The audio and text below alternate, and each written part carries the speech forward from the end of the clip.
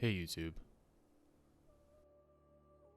For those of you who do not know about Medal of Honor Frontline or its plot, I'll go over it quickly. The game was released in 2002 by EA, and it's a first-person shooter.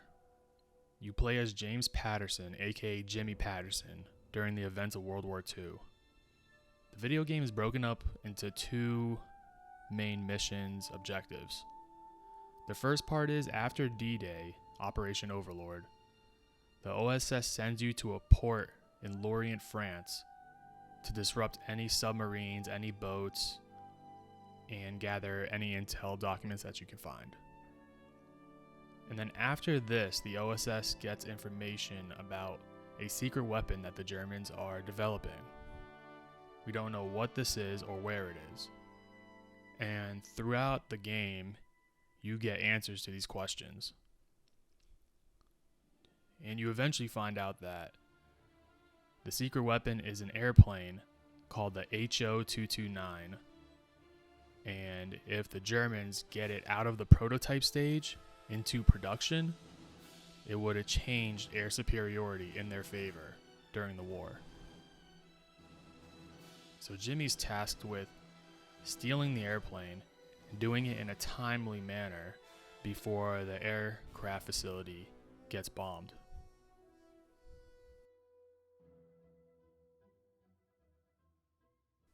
We're going to pretend that Jimmy Patterson's mission was real, and we're going to try to track it on Google Earth.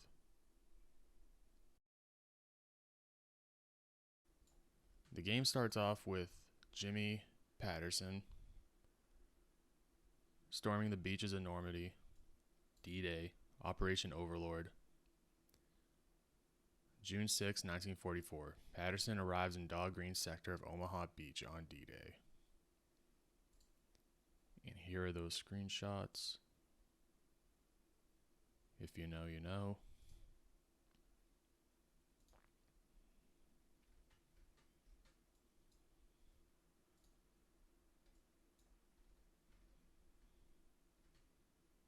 And from there, he makes his way over to the first campaign, Seaside Stowaway. So this is 2 months after D-Day, August 17th. Patterson airdrops into St. Matthew, and with the help of the 101st Airborne Division, he clears his way through the town to reach the cargo dock. From there, he will sneak on board the submarine U-4902 and go to Port Lorient. Now, I looked for a St. Matthew in this area, and I believe this is the only one. So I pinned the real town right here. There we go. This is the only real St. Matthew in the area. It does not have a cargo dock, aka landlocked. That's why I believe the other location I pinned could be the setting. It's the closest dock port to Lorient. This is the real town. But for all intents and purposes, I pinned the mission here. So you would have been dropped in, fighting your way, crawling under rubble, taking out bad guys, eventually crawling into a box, and then being loaded onto the submarine. The next mission in the campaign, Special Cargo. Patterson gets smuggled onto U-4902, heading towards Lorient Port. While he's aboard, he has to sabotage the U-boat engine, disable radio comms, set explosives in the torpedo room, and find the Enigma codebook before he arrives. I just came up with a little route the submarine probably would have took. Or maybe it went out more and cut back in. I don't know.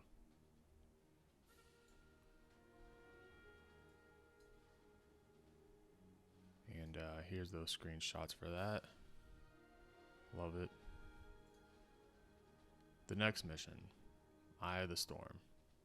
Patterson arrives at the port to destroy supply trucks, acquire the Nazi deployment rosters, and infiltrate the wet docks facility.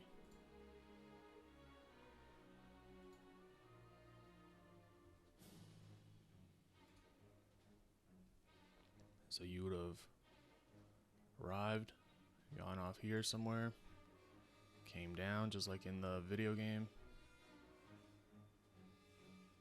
went on these roofs, and then eventually make your way to the next mission, a chance meeting. As Patterson enters the U-boat facility, he must sabotage the engines, find the blueprints, blow up the fuel depot, and make his way to the dock gates and escape.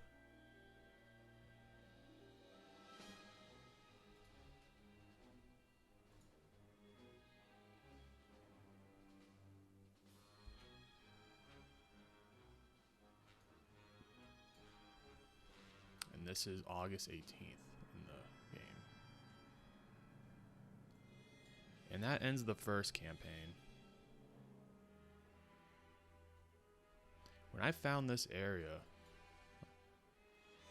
once again, this timeline's fictional, but we're just pretending that his mission is real. This really stood out to me, this shape, because you would have arrived, and you take that left, and you take another, and then you got all these buildings. You would have went on the roof, sniper, yeah. And this building.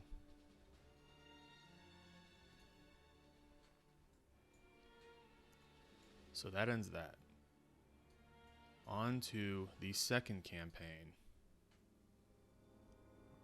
Some of our favorites.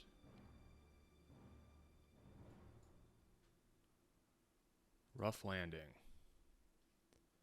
Patterson parachutes into the area with Corporal Barnes, our friend from back home. You and him will fight through Holland's countryside, take out any enemies and tanks you come across, and eventually make it to the town of Cleveburg. This is a month later, so September 16th.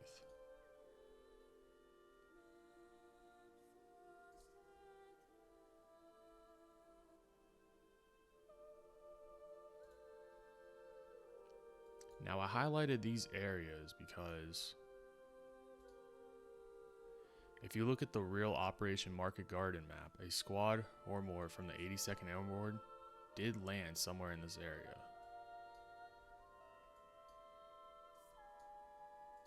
Here is that map.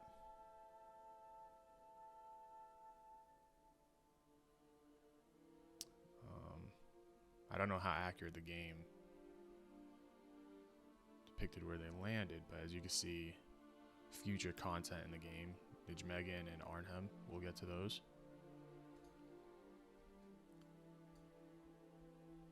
So I created a route that Jimmy takes on his mission. So you would have landed, came down the road, probably around here is where the house where that woman was getting bullied by that Nazi soldier. You unalive him. That windmill would have been around here where your friend gets caught up. Hey Jimmy, can you get me down? Oh no, from these guys over here. So you keep making your way, you turn. That first tank would have been around here somewhere. Then you cross the bridge, one of a few bridges in the game. And eventually you make your way to Terry Langtao. Terry Langtao. I'm gonna butcher a lot of names and places in this video. Please forgive me and bear with me. And that's him. He asks if he can tag along and informs you that he got separated from his squad 2 miles west of here, which is right around the same distance as the real-life 82nd Airborne drop zone. So obviously I made this whole route's made up, but pretty cool that if you take the measuring stick in Google Earth and put it to, like, let's say right here, it does come out to 2.4 miles. Pretty neat. So he was accurate how his squad is 2 miles west of his drop. So you meet up with him, he tags along, cross another bridge, probably where the campfire is. I don't know. And you guys are taking out tanks, taking out bad guys, making your way along the Holland countryside. Then you get to this part. Take that tank. Right over the water. Here's the water. So the tanks would have been right over here, outside of this little town. Probably on this road. And you guys continue. Cut through the woods. And this is the second best part of the mission, where those mortars are targeting you guys.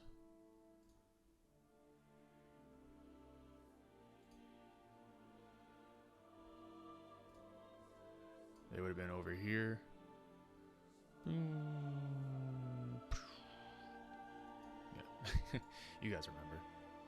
You take them out, and you continue. They eventually stay behind, or they have to go a separate way. Alright, Jimmy, this is where we split, or whatever he says. Till you get to Cleveberg Gates, where you have to set this windmill on fire, alert the guards so they can open up the gate, come out, and then you can get in. And what I find interesting about this is, let's just pretend in World War II, 1944, let's just pretend a lot of these properties aren't here. As you can see, there really is a definitive separating point from this road. You got countryside, and then you got Cleveberg. So we can definitely believe, well, pretend to believe, the windmill would have been around here, and there could have been gates. I mean, this road really is like a, separates the two. So yeah, you set the windmill on fire, the gates open, the guards run out, you take them out, and then that ends you into the next mission, the next campaign. Campaign number 2, The Golden Lion, September 16th.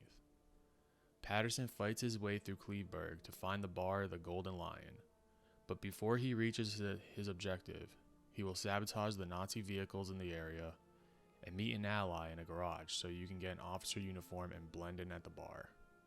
Once there, another agent will make contact with you. And here's that picture. So I didn't even try to map or pretend, where Jimmy went through here. But, courtyard fight.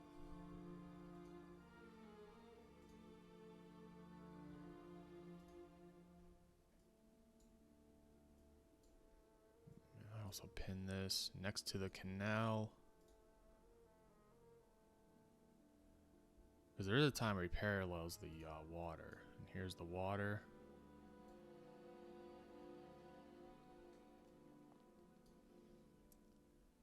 Sabotage the vehicles. Meets at the bar. Gets in the truck.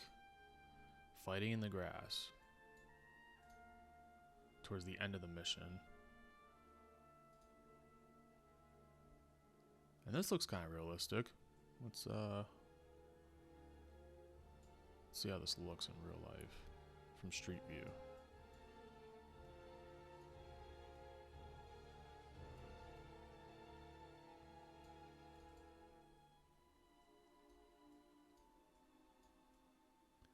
I can believe it. You got the light post right there. Don't have any benches. The wall would have been right over here, maybe.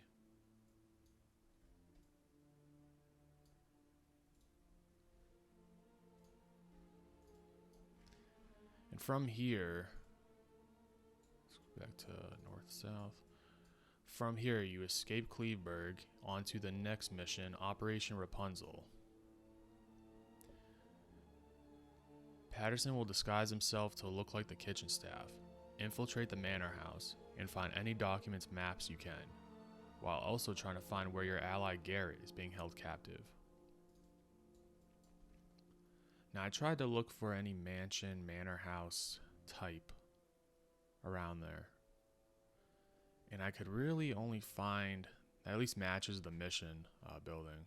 This right here, because a lot of these are just farms, but then you got this. As you can see, it's kind of L-shaped. Has these two on the ends. They come out, and if you look at the building, kind of L-shaped. Besides this on the right, sticking out, but yeah. So you would have came right through here, immediately get discovered from the kitchen staff. Doesn't matter how hard you try to not, they will always find you out. I believe there is a glitch where you can not get discovered. I think I've seen on YouTube, but anyways, you wreak havoc in here, you find your friend Garrett, and then you guys jump from the highest point jumpable.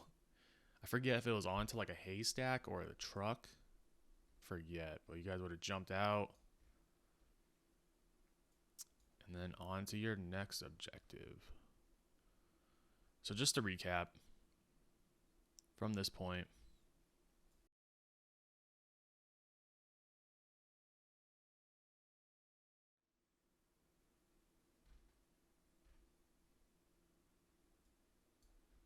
so like I said, just to recap, you start at D-Day, you make your way over, doing all the submarine stuff, the Saving Private Ryan area with the tank. Then you make your way over here. It takes you about a month to get over here to Rough Landing. You go through Holland, you go through Cleveburg, Operation Rapunzel,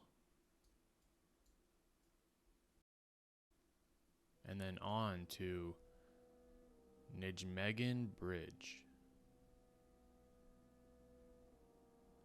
September 20th. Patterson has to deactivate explosives on the structure of the bridge so allies can make their way across. Once Jimmy makes it across himself, he must take out the AA gun and steal a supply truck before heading to Arnhem. Now, if you guys remember the making of the game, behind the scenes clips that the studio filmed, a lot of the developers, or game designers I should say, they actually took a trip to Europe, and this is a site they visited, and they were so fascinated with the bridge, they decided to incorporate it. Here are those screenshots.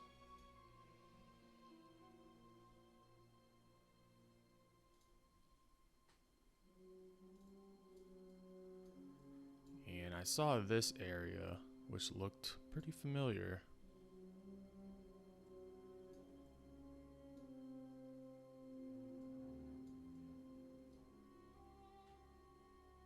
But yeah, when the team took pictures, they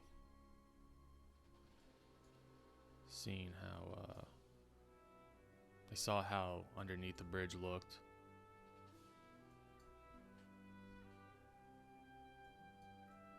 So you would have came down, taken out the AA gun, got in the truck, and got out of here.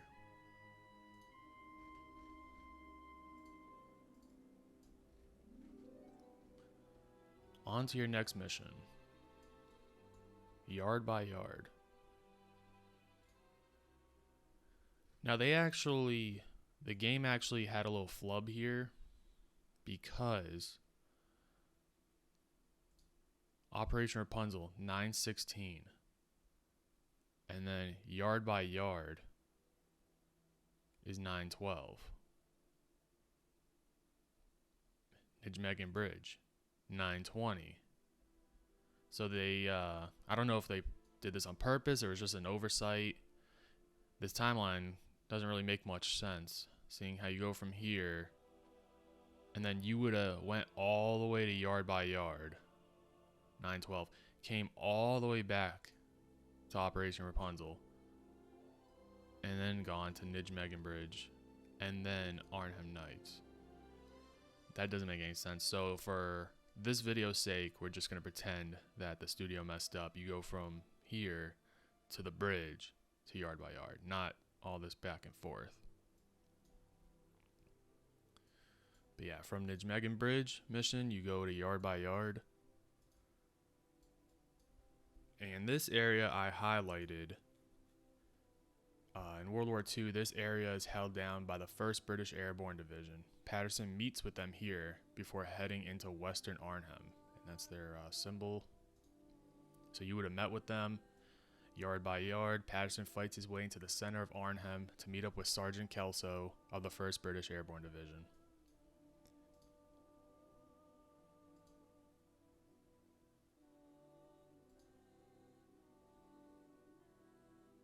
And this mission stands out as well because you run into a lot of civilians, which you normally don't do. Besides the Rough Landing Holland mission, this is the only one, I believe. And the Golden Line. And then on to the next mission, Arnhem Nights. Patterson and British forces fight their way through central Arnhem so he can meet with a man named Jiggs and make way to Emmerich train station.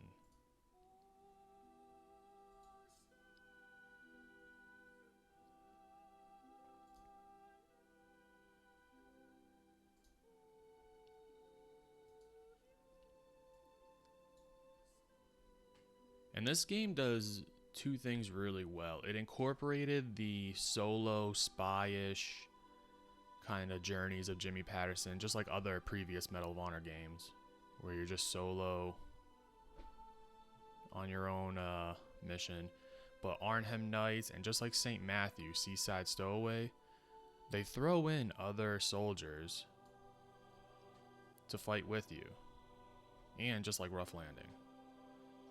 So you get a little mix, you know, best of both worlds. And that's pretty cool, because sometimes you feel pretty alone in these type of games where you're just by yourself, saving the world. So this mission especially was pretty cool that you got a bunch of soldiers to fight with you. So yeah, you would have fought your way through Arnhem Nights, and eventually ended up at Emmerich train station.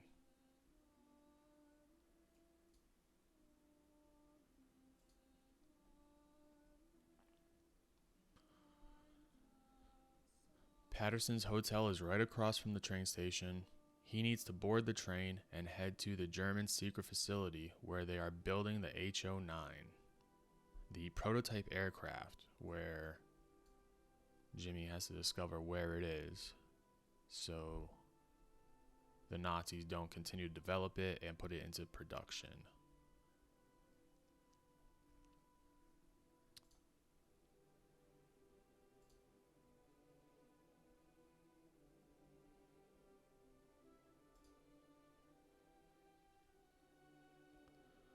Patterson's hotel is right across the train station.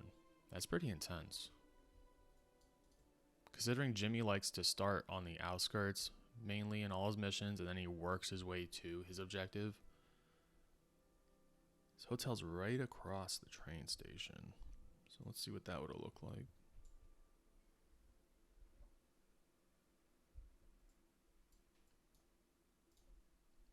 So the train station is right behind here.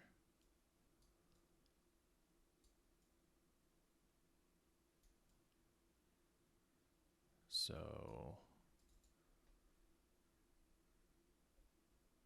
I mean, obviously these buildings probably weren't here during World War II. Or maybe they were. These look pretty old. These look like just houses, though. Anyways.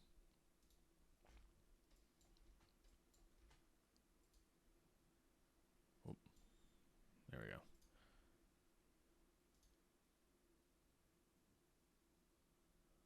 Works his way, gets on the train, on to the next mission, which is Riding Out the Storm. September 23.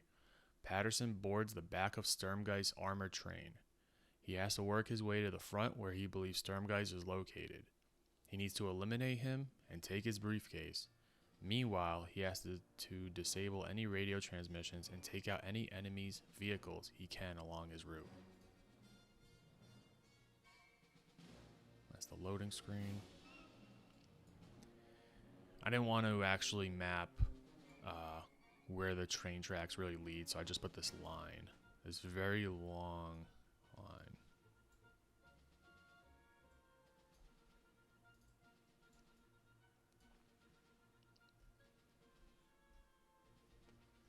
On to the next mission, Derailed. So how long did that take?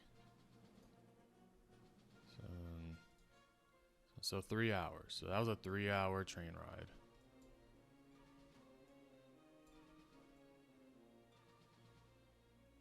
That train must have been moving pretty fast to get here in 3 hours. And here's another place that the game incorporated a real life town. Let's go to exploration. Notice this town is called Friedrichroda. Once again, sorry if I mispronounce anything. Friedrichroda. And let's go back to clean. And as you can see, Derailed. Friedrichroda. Pretty cool. So anyways, Patterson must find a way to Gotha's secret airbase. But while he's here, he has to take out the town's fuel supply, which Gotha has been using. So you get dropped off, you work your way through, keep following the tracks.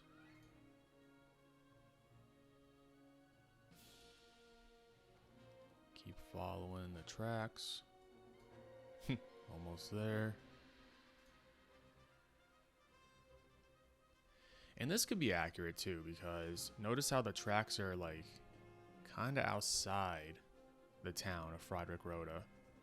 And in this picture, I mean, there's just fuel depots and not much.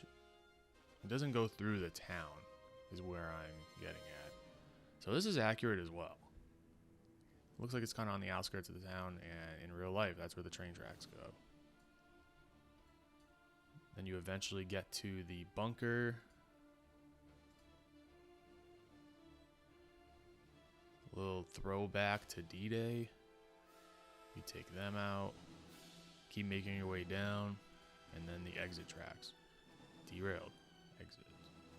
Patterson exits the town, heading towards the underground facility.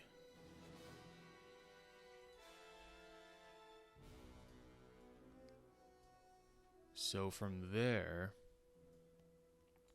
you make your way all the way over here. So this is, let's see the time, 9:23. And the next mission, the final campaign of the game, 9:27. So it took him 4 days to get from here to here. Now, would it normally take Jimmy 4 days to get here? No. But we can pretend that he got some food, got some rest. You probably realize that his objective is coming close. He's almost there. probably his demise as well. So he's probably getting mentally prepared, finish off his objective, hopefully make it back home alive. He realized he's going to Gotha. It's getting real. It's going to get real sticky here. Really intense. So yeah, 4 days later, clipping their wings, the final campaign. Now, obviously, Gotha is a real place, and the airfield bombing took place as well, which we're going to see in a little bit. I pulled a map. Mind you guys, I made this whole Google Earth presentation months ago. I'm just now finally getting around to filming the video. I pulled a map of the area outside Gotha of any underground mine shafts, any underground activity that Nazis would have used during World War II, and I couldn't find much. But I believe around here there is an underground mine shaft or underground tunnel used way back in the 70s. So we're just going to pretend that was there during World War II. So yeah, clipping their wings. 4 days later, Patterson arrives at the underground facility. He has to take photographs of any aircraft blueprints or technical documents he comes across. In addition, destroy any airplanes or other equipment should he get the chance. This screenshot always stood out. I like it. Running through the labs. Getting shot at from every direction, if you guys remember.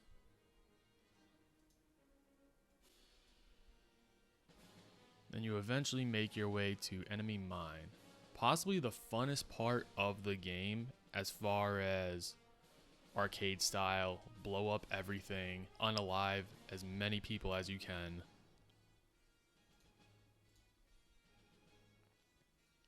This was really a fun mission for me. Just sit in the cart. All you gotta do is aim and shoot.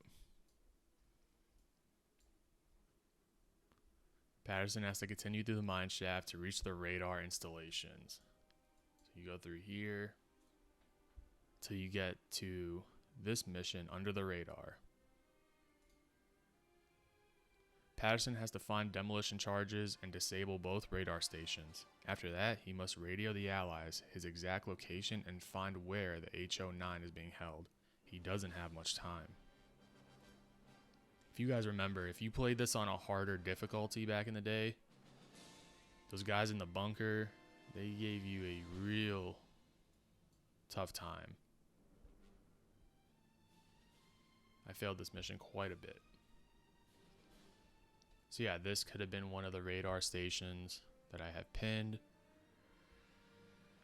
I also notice over here, if you go and put the guy down, it's a cool tower.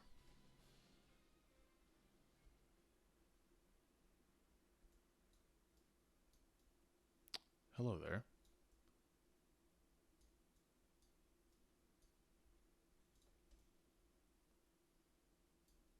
Pretty cool.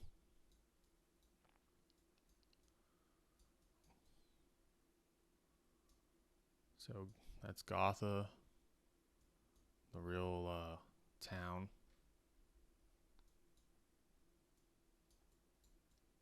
Beautiful countryside.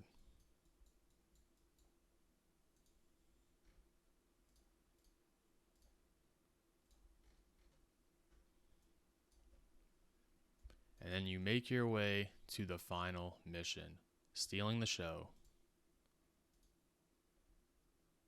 All that hard work finally pays off. Patterson finds where the HO-9 is. He eliminates Sturmgeist and steals the prototype aircraft before the Allies bombard the airfield. From then, Patterson heads back to his OC, gets some R&R, before he prepares for his next mission.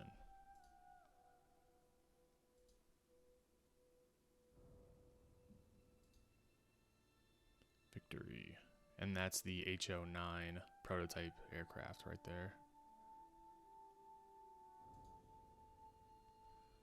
I pinned this location because it kind of looks like the mission area.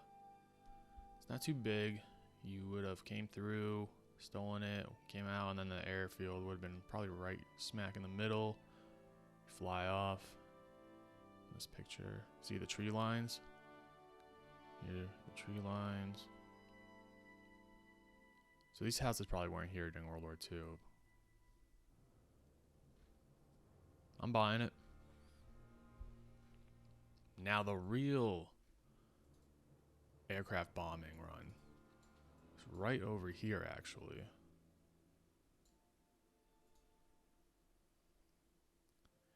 Totally not September, but this is the real life event. February 24th. The game kind of mixes the location of factory and the underground aircraft factories around Germany.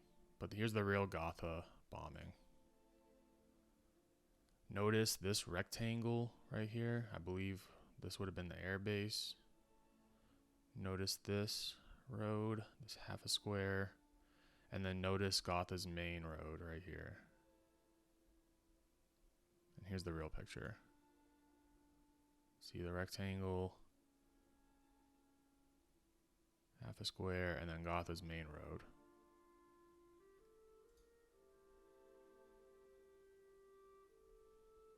It's hard to tell what they're really aiming for. I mean, you see a bunch of smoke over here, so you can assume the trajectory of where they're going.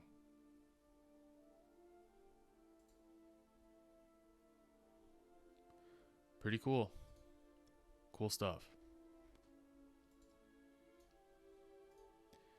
I also added this pin. The last 4 missions could be here too. It's really a mix-up. Since these areas are based on fiction, all we really know is these last 4 missions take place in the hills outside Gotha. The secret aircraft facility could either be in these hills or where I originally placed them. Because these are really the only hills outside the city. Right here or right here. So Jimmy would have left the tracks, came here or here. I just happened to choose over here for the video's sake. Either way, it took Patterson 4 days to reach it, and both these locations can represent that timeline, seeing how they are far from derailed. In the end, it was such an impactful video game on all of us at an early age. I know it was for me. It really set the mood for first-person shooters, and it will always hold a place in my memories and my heart. I hope you guys enjoyed this fictional timeline I made. Although fiction, as you can see, they used a lot of real-life influence as well. Love that screenshot.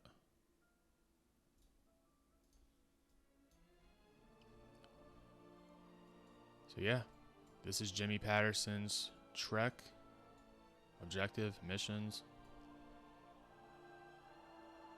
As I said before, this is most likely all fiction, so this could have been over here as well. I just looked for the real St. Matthew and came up over here. But what a game. Medal of Honor Frontline. Loved it. Loved the soundtrack. Jimmy Patterson, what a guy to do all this.